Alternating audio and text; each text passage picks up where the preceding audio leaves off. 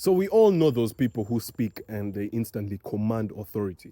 They instantly command respect from every room that they walk into, whether it's in person or even online in their content. Examples of these people could be people like Simon Sinek. I don't really listen to him, but I've heard about him so much that he's a really good speaker. And I think I've seen like his TEDx. Is it a TEDx? Something like that. TEDx. And people like Andrew Tate.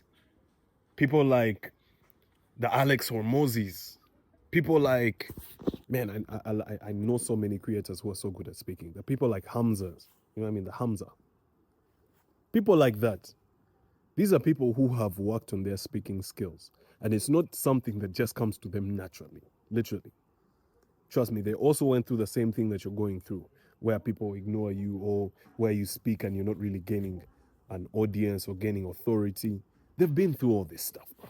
They've been through that, but they overcame it. Why? Well, I think, I think it's because they did these 4 things. So I'm going to give you a 4-step framework right now on how you can become so good at speaking so that people can actually listen to you. Now, before we move on, if you actually want to boost your confidence in only 90 days, click the top link in the description and work with me. So these 4 steps, I've put them down here on my phone. Put my phone right there on the bike. They're here on my phone. So the first step, right? The first step is scarcity. The second one is stories. The third one is brevity. And the fourth one is clarity. Let me repeat that. Scarcity, stories, brevity, and clarity. Those are the four steps to being a very good speaker. I've categorized them into those 4. When it comes down to scarcity, what does scarcity actually mean? So when I say scarcity, I'm talking about the amount of words that you're saying. You need to be the kind of person who speaks less, but is perceived more, right? So first of all, don't speak too much. When you over-explain yourself, you end up looking like you're not even sure about what you're trying to say. Of course, me, I'm over-explaining myself because I'm here on YouTube and I'm supposed to do this for YouTube. But in person, when you're having conversations with people, don't try to. You feel what I mean? It's always good to be the kind of person who listens more. So you keep it scarce, right? You keep it very scarce. The amount of words that you say makes you a better speaker. The amount of words that you say, like if you keep it little, if you keep it less, people respect you more, bro. Trust me. So now the second step is stories. All right, now you need to use storytelling. Storytelling is a hack. Storytelling is the difference between a good speaker and a perfect speaker. Storytelling is the one thing that is going to help you actually get people to change their behavior. Trust me. For you to be able to change people's behavior, you need to tell stories. Don't think that you're going to give people advice. People hate advice. People don't change their behavior from advice. Trust me. People don't care about advice. They don't care about what you're trying to tell them to do. Because at the end of the day, people are still going to do whatever they feel like they need to do. So what you need to do is kind of like what Jesus did. You see, what Jesus did was he didn't tell you, don't do this, don't do that, don't do this, don't do that. No. Jesus used parables. He used stories. He conveyed hidden meanings within his stories. And then when these meanings are interpreted by whoever the listener is, the person who is listening to this story, it is converted into wisdom. And then this wisdom is what pushes them into making their own decisions that are guided by whatever was in the story. You know what I mean? So Jesus gave stories because it was the best way for him to communicate his message. Excuse me. Damn, I don't even know why I'm sneezing. Am I allergic to something? But yeah, it's the best way for you to convey some message and to get people to change their ways. Because most times that we're speaking to people, it's to influence something, to influence a change, to influence a certain behavior. You know what I mean? So use stories. Stories are the most powerful thing that you can have. That's why it's very important as a young man in your 20s or earlier than your 20s that you accumulate as many stories as possible. I have been through so many stories. I have so many stories. And it's one of the things that makes me most attractive to women. They tell me this. Oh my God, you have such nice stories. You tell nice stories. You have such nice stories. Like, you need to be that kind of person who can just whip out a story from nowhere. From nowhere. from nowhere. I was just telling some shorty how I beat up my dad when I was young. I was a baby and I got a stick and I beat him up. She's like, what? What happened? Tell me. Because she knows I'm really good at storytelling. She knows I'm gonna like kill that story. So what I do is I'll be like, I'll tell you later. And I leave them like waiting. Then I hit them with the story, and it's always funny because my delivery is always good. So when it comes down to storytelling, of course you're supposed to tell stories, but how are you supposed to tell stories? You're supposed to tell stories in a structure. First of all, a story starts with an introduction, which usually has a setting. What, where, who, why. You understand? You tackle those questions first of all. So I was, you get what I mean? You start by setting that. Then there has to be a problem in the story. We face this problem, blah, blah, blah, blah, blah. Then there has to be a resolution. Then we overcame this by doing this and that and that. Then there has to be a point. All right? There has to be a point. So I learned this and that and that. Also, we're able to get through that by doing that. So this is why you need to do this. You understand what I mean? That's a framework. That's a storytelling framework. But when you're good at stories, bro, it separates you from other speakers or influencers. Trust me. So, yeah, by the way, yeah, I was really young and my father and mother were just having like a normal parents argument. And I walked in the room and I was telling my father, I was asking them, I was like, I actually asked my mom, I was like, Mama, do you have, it, is Tata disturbing you? Because I call my dad Tata. Is Tata disturbing you? And my mom's like, no, honey. Nothing's wrong, Papa. Don't worry. Everything's okay. So I walk out to the room, and a few minutes later, I come back with a stick. I was like 3 years old, I think, 2 years old. I think I was really young. That's something like 2 years old. I came back with a stick, and I hit my dad at the back of the head. And apparently he was hospitalized or something. I don't even know what the hell. I don't even know what happened. I need to ask my father what happened, bro. I need to ask like these stories. I used to hear these stories when I was a bit younger. So, so yeah, that's the story of me hitting my dad in the head. But anyways, the third element of a good speaker is brevity. So brevity, just like what I did in that story, is of course the story took place it was a long ago thing and it was something that happened. Maybe it happened longer than I've explained it, but I explained to you that story in about a minute tops, the whole story. So brevity is your ability to summarize a story or to summarize what you're trying to say, summarize your points. What does this do? It keeps you very much more engaging because people are then looking forward to what you have to say. So people who usually give too many details or they drag the story too long, this becomes boring and it becomes mundane and people don't like it. Trust me, it becomes boring. You turn off most people who you're speaking to. People's brains, if you think about it now, we live in a generation where people's brains are kind of like short-term, wired for short-term pleasure. You know what I mean? So they want like they want quick stories, kind of like TikTok. So you have to be like a TikTok at this point. You kind of have to be an FYP. You're competing with TikTok now at this point if you're trying to get people's attention. So you kind of have to deliver your stories very quickly. You have to have your stuff very, very fast. You say things quickly. Especially the one that I see most people messing up on is many people, and I've seen this in meetings, I've seen this in gatherings. Many people will start a story and they'll spend so much time on that who, why, what, how part, the first part of the story, the setting of the story. They will spend so much time on that.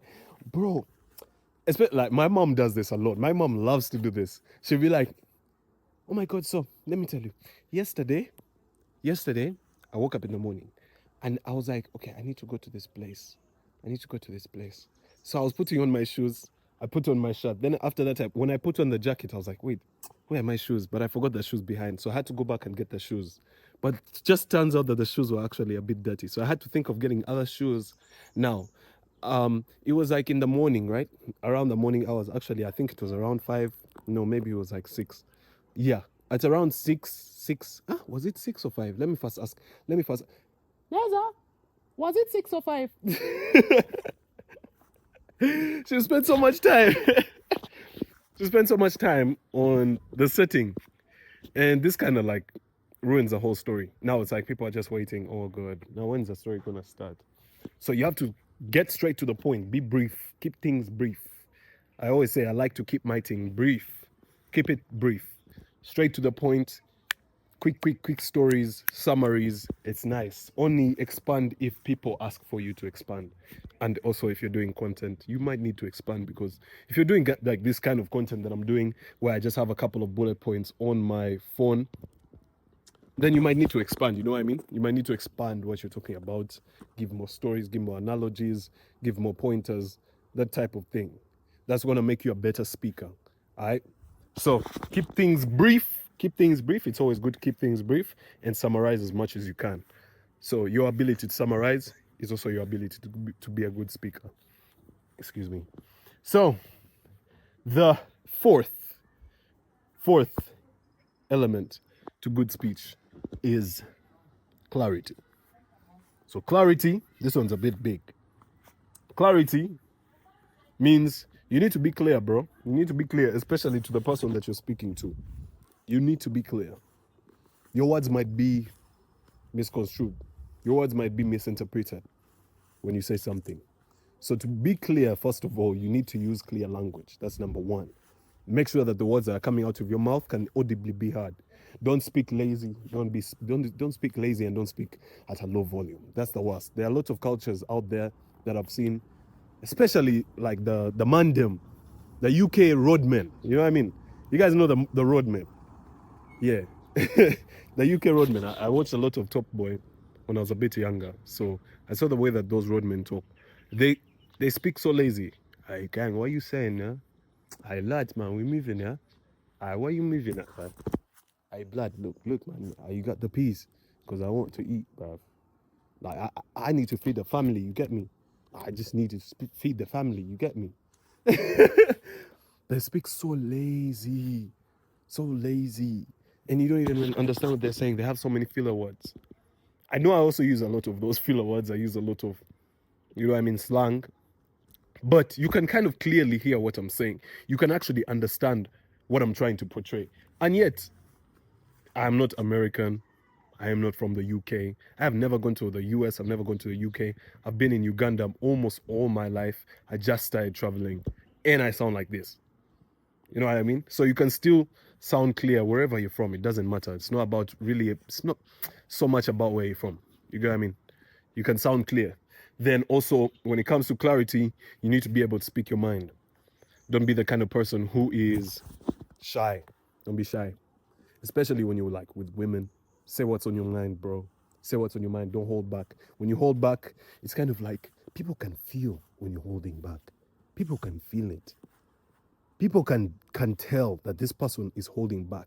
There's a way your energy shifts when you're holding something inside. When you're supposed to say something to somebody's face, but then you hold it back. Of course, I'm not telling you to be disrespectful, but I'm telling you to speak whenever you feel like inside you need to speak. Don't hold back. Don't be the kind of person who holds back. Me, I stopped holding back, and now all my relationships have improved. All my friendships are better. Now, at least I have better boundaries with the people that I'm speaking to, the people that I'm relating with. You understand? So, speak your mind, all right? Speak your mind, bro. Speak your mind. Then I wrote here on clarity as well that you should improve your language. That's number one thing. Now, when it comes to improving your language, I feel like the reason why I'm most articulate is because I used to read a lot of books when I was growing up. So I grew up here in Accra City. By the way, I'm about to leave. As you can tell, I'm not staying at my parents' home, but my parents' home is quite nearby. I grew up there and we had a lot of books. My father dropped a lot of books there and my mom put them in shelves. And I decided to read them because I didn't have electricity. I didn't have games, video games. I didn't have any of that TV. Didn't have those entertainments, the normal kid entertainments. For me, what I had was books. So I decided to read a lot of those books just for entertainment. And eventually, I learned a lot of things. And one of the things I learned is good English. I learned how to actually speak very well. So when you compare me with most of the children, especially like when I went to school, at school, I was the only person who was reading articulately, doing like lessons, like English lessons. Whenever they would say, who wants to read for us? I put my hand up. Me. Then I would read. And I would always read with good English. So it kind of made me a bit different from most people. So the best way that you can learn language, of course, number one is to read more. That's number one. But if you're not reading more and you feel like you're an ADHD idiot whose brain is scrambled, then listen to some podcasts. I'm sure listening to podcasts is good, and also practicing speaking more English. Don't speak any other language. If English is your second language, stick to English, drop every other language. Because when you speak other languages, you end up thinking in those languages. And when you think in those languages, then when you speak English, it comes out sounding like those other languages. Like a Chinese person, Chinese people will speak like, and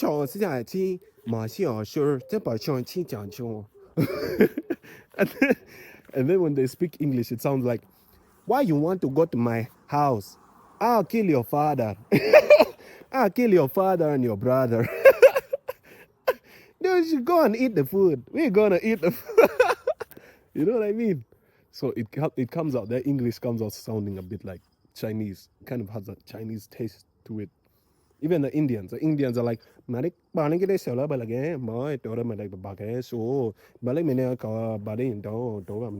know what I mean? I'm having too much fun with this. And then when they speak English, it's like, I want to go to the house. I don't want to eat too much food because it might hurt my belly. It might actually, like, if I eat any meat, it will make me like disrespect my God. You know what I mean? You feel me? You feel what I'm saying? So stick to whatever language. No, stick to English if you want to perfect your English.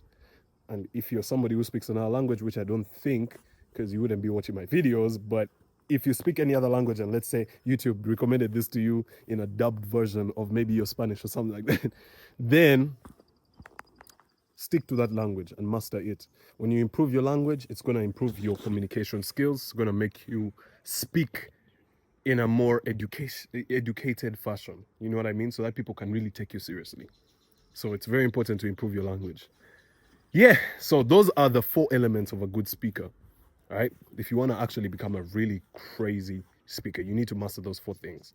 The first one is scarcity. Second one being stories. The third one is brevity. And the last one is clarity. Those 4 things, very, very important. Very, very important. If you want to kill your next presentation, make sure you're doing them as well. Now, I wanted to just re-emphasize the importance of being a good speaker and how it has actually helped me in my life.